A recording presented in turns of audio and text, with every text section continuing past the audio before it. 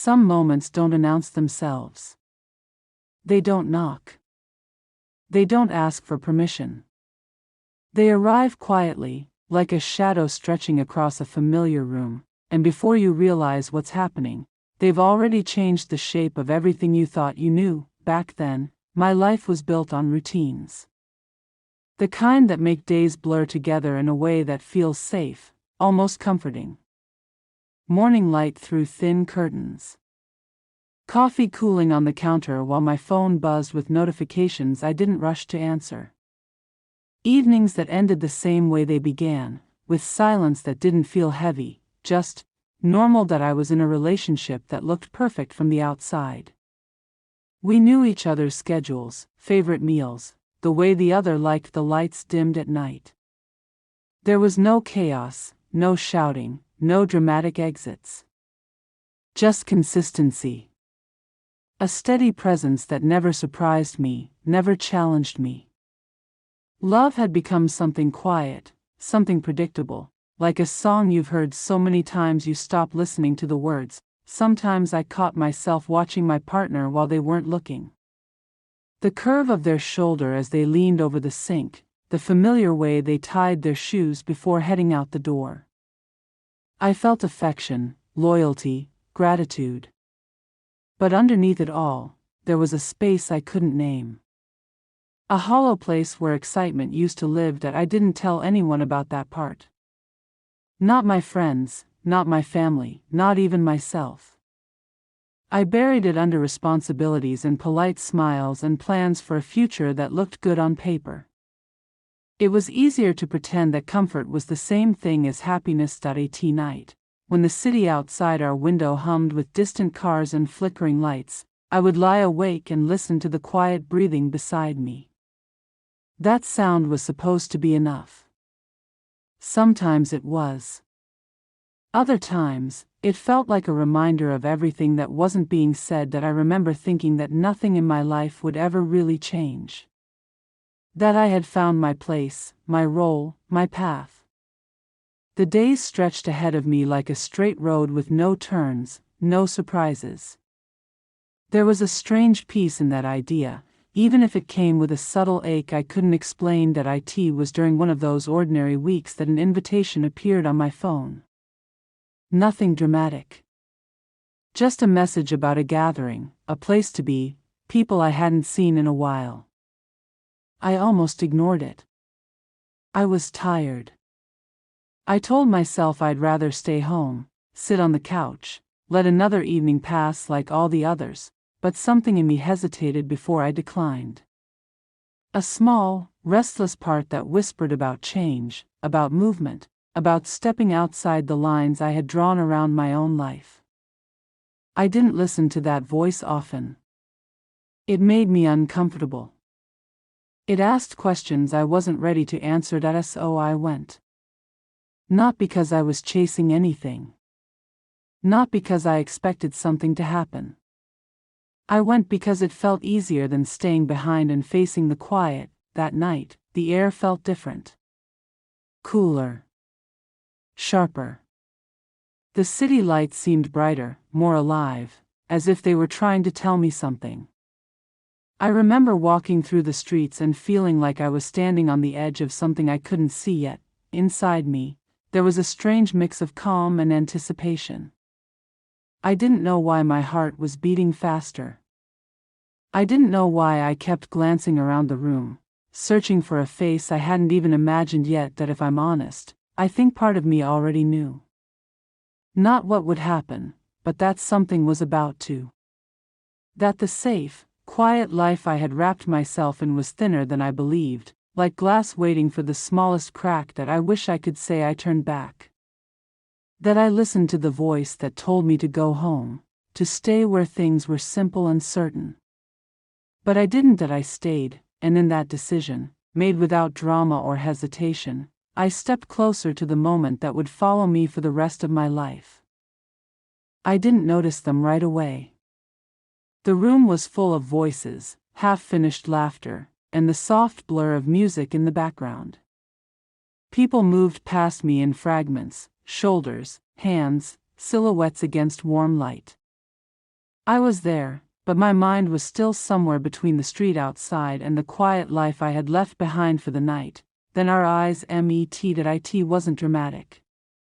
No sudden pause in the world, no cinematic moment where everything else fades away. Just a look that lingered half a second longer than it should have. Enough to make me aware of my own breathing. Enough to make me look back. They stood near the edge of the room, holding a drink they didn't seem interested in. Their posture was relaxed, but their gaze wasn't. There was curiosity there. Recognition, maybe. As if they were seeing something in me I hadn't let anyone notice in a long time, that I told myself it was nothing. A passing moment, a trick of the light. I turned away, joined a conversation, nodded at jokes I didn't really hear. But my attention kept drifting back, pulled by a quiet gravity I couldn't explain. When we finally spoke, it was about something meaningless. The weather. The place. How long we had both been there. The kind of small talk you use to build a bridge you're not sure you want to cross. Their voice was calm, steady, but there was an edge to it, like they were choosing each word carefully. We stood closer than necessary. Not close enough to touch, but close enough to feel the space between us. I became painfully aware of my hands, my posture, the way I was standing. I hadn't felt self-conscious like that in years. They asked about my life. Simple questions, but they listened to the answers in a way that made me slow down. I found myself saying things I usually kept to myself.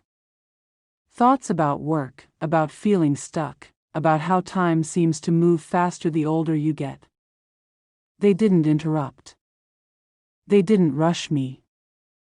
They just watched, as if every word mattered. At some point, I realized I was smiling. It felt unfamiliar.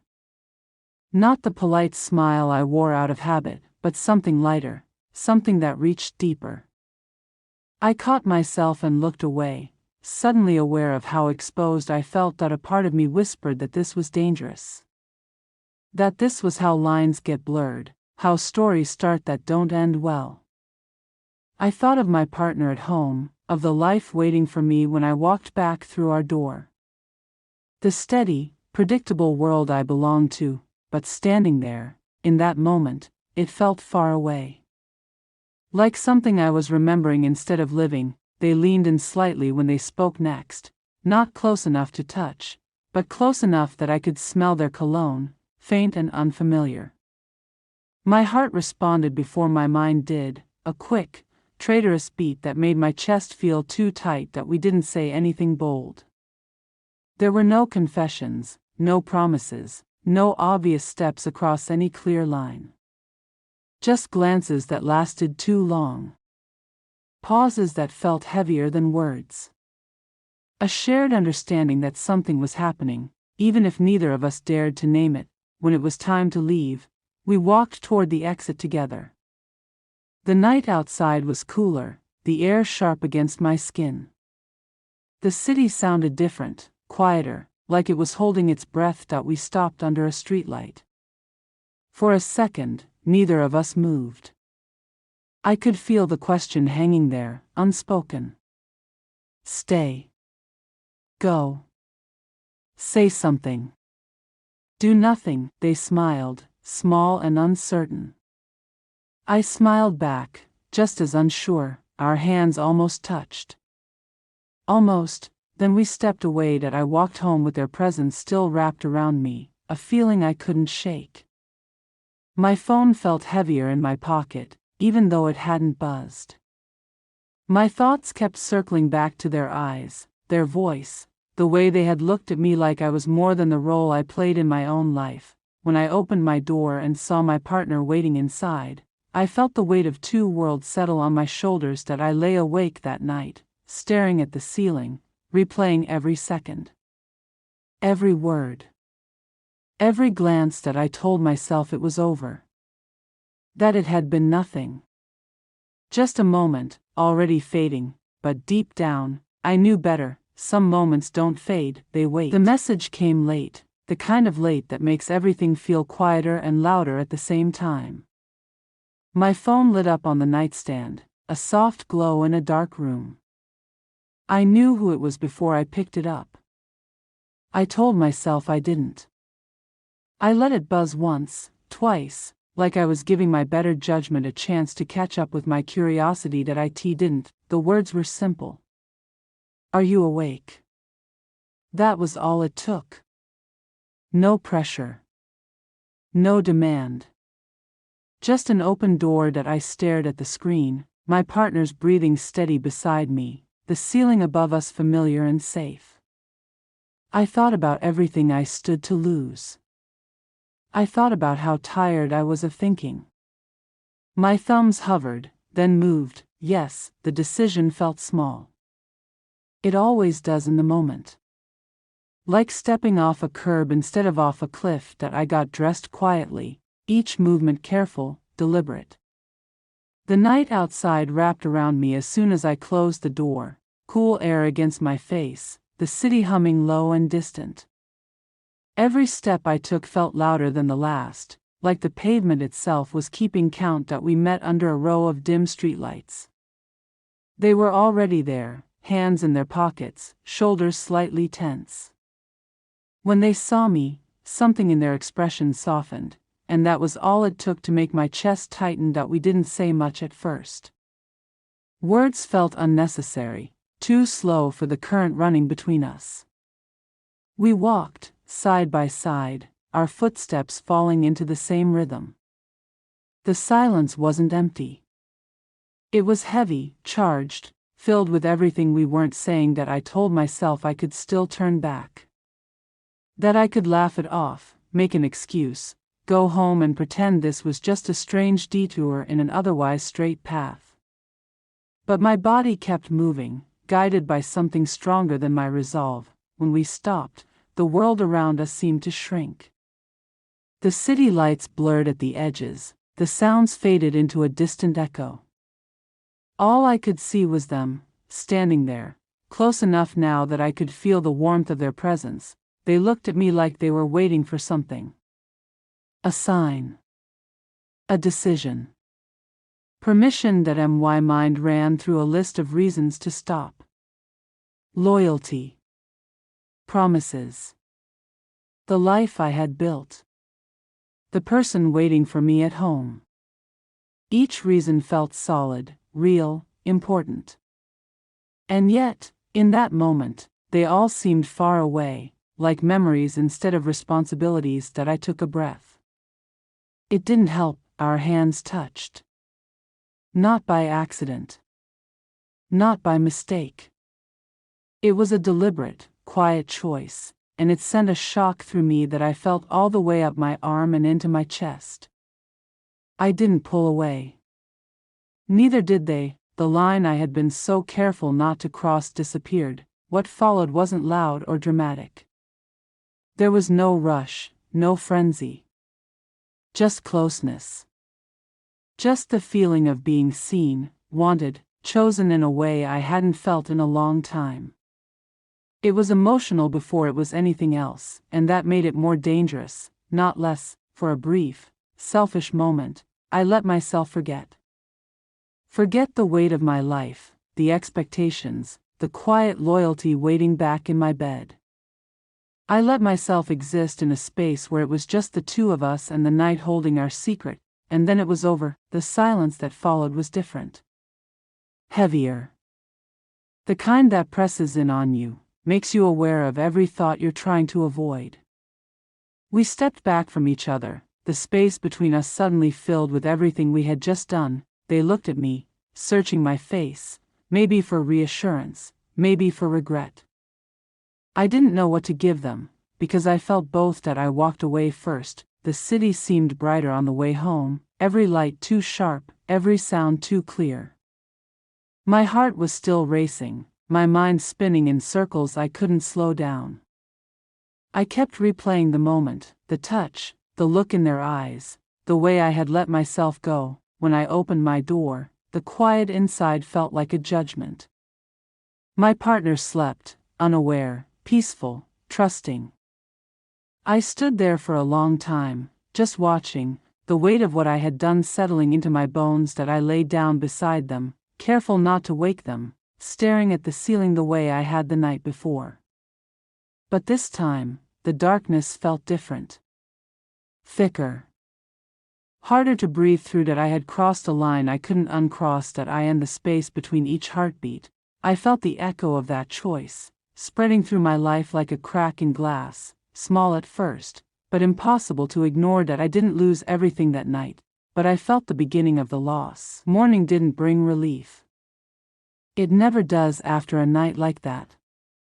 The light through the curtains felt too honest, too sharp, like it was trying to expose something I was still pretending I could hide. My partner moved beside me, half awake, reaching for my hand out of habit. I let them hold it, and the simple weight of their fingers around mine felt heavier than anything I'd carried before. That I went through the motions of the day like a ghost in my own life. Coffee tasted flat. Conversations drifted past me without sticking. Every familiar place felt unfamiliar, as if the world had shifted slightly and I was the only one who noticed. I kept waiting for something to happen. A call. A message. A sign that what I'd done couldn't stay buried. That my phone stayed quiet. That silence was worse than any accusation. It gave me too much room to think, to replay, to imagine consequences I wasn't brave enough to face. I caught my reflection in a window and didn't recognize the person looking back. The eyes were the same, the face was the same, but there was something new there. Something guarded.